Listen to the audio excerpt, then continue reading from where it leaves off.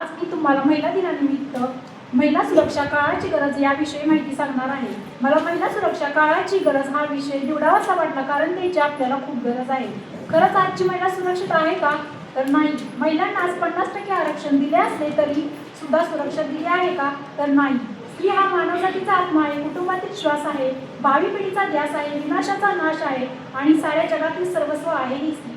आज स्त्रियांना निम्मे अधिकार दिलेले असताना ते त्यांना मिळतात का हो? शासनाने स्त्री पुरुष समानता अधिकार दिला असताना सुद्धा सर्वत्र ठिकाणी हिंसाचार अत्याचार होताना दिसतो. हे वास्तव आपण आपल्या उघड्या डोळ्यांनी पाहतो. स्त्रियांना आरक्षण दिले नसले तरी चालेल, पण संरक्षण दिले पाहिजे. स्त्रीला संरक्षणाची खूप गरज आहे. आज आपल्या देशात स्त्रीभ्रूण हत्या खूप मोठ्या प्रमाणात वाढत चालली आहे. ती कुठेतरी थांबली पाहिजे. चिमुकल्या मुलींवर अन्याय अत्याचार बलात्कार हिंसाचार होताना दिसतो. कुठेतरी त्याला आळा घातला पाहिजे. जेव्हा प्रत्येक माणूस हा प्रत्येक वेळी स्त्रीकडे पाहतो तेव्हा आपली आई आपली बहीण म्हणून तिच्याकडे पाहिल तेव्हा ती सुरक्षित राहील. आपण जसा आपल्या बहिणीचा आईचा विचार करतो तसा प्रत्येक स्त्रीचा विचार करा. गर्भातून स्त्री जातीला कहर लावला जातो, तिथूनच तिच्यावर अन्याय अत्याचार होतो. त्यावर आळा घातला पाहिजे. शेवटी मला एवढंच वाटतं की सरकारने लाडकी बहीण योजना बनवून पैसे देण्यापेक्षा सुरक्षित माझी बहीण योजना बनवून तिला सुरक्षा द्यावी.